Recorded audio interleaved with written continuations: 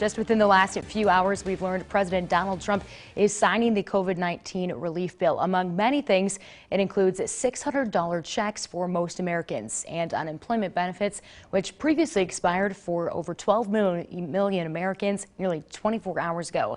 And that alone had many people in the area uneasy. KSNT News reporter Lindley Lund joins us live in Topeka. So, Lindley, what did some of the families that you talked to today say?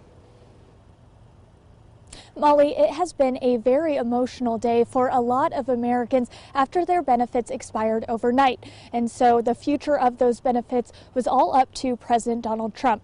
And now that he has signed Congress's coronavirus relief fund with funds being distributed by the state, these people can breathe a little easier.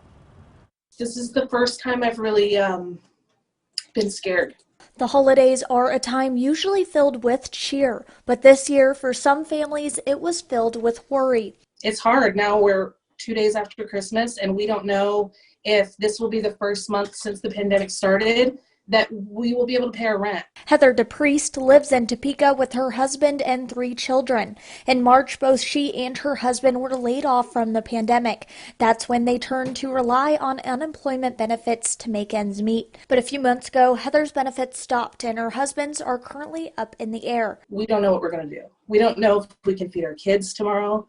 We don't know if we can keep the roof over their heads. For most of the day Sunday, it was unknown if the benefits would come back after expiring overnight. President Donald Trump ended up signing Congress's COVID-19 relief bill, which means federal unemployment benefits will come back, leaving the 86,000 Kansans the Bureau of Labor Statistics has counted feeling a sense of relief. But this doesn't answer all of the problems. Hundreds of Kansans have been struggling with the Department of Labor's unemployment system since March, like Mickey Wycliffe and his girlfriend, Kiera Clifton.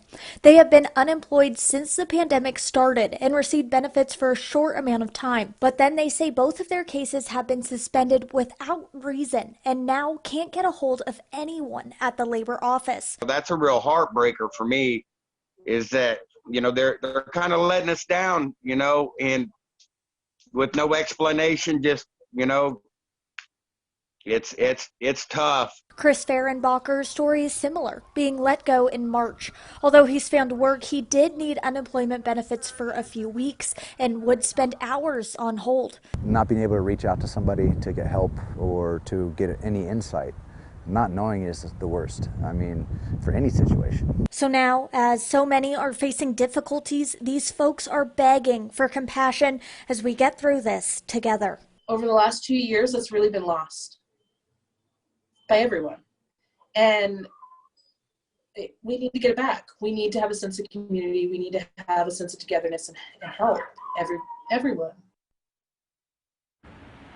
And now that President Donald Trump has signed Congress's coronavirus relief bill, the Kansas Department of Labor says that federal unemployment benefits can be extended for up to another 11 weeks. Live in Topeka, Lindley Lund, KSNT News. All right, thank you, Lindley. So then the question becomes, what all is in the relief bill and how does it impact you at home? Well, first, a $600 direct payment for most Americans is in there.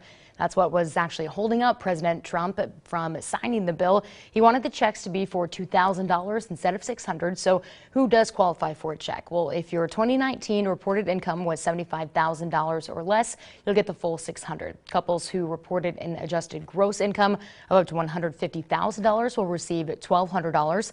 If you reported making more than $75,000, you would receive partial payments, dropping by $5 for every $100 above the income limit. So if you earned $86,900, for example, you'd get a $5 check.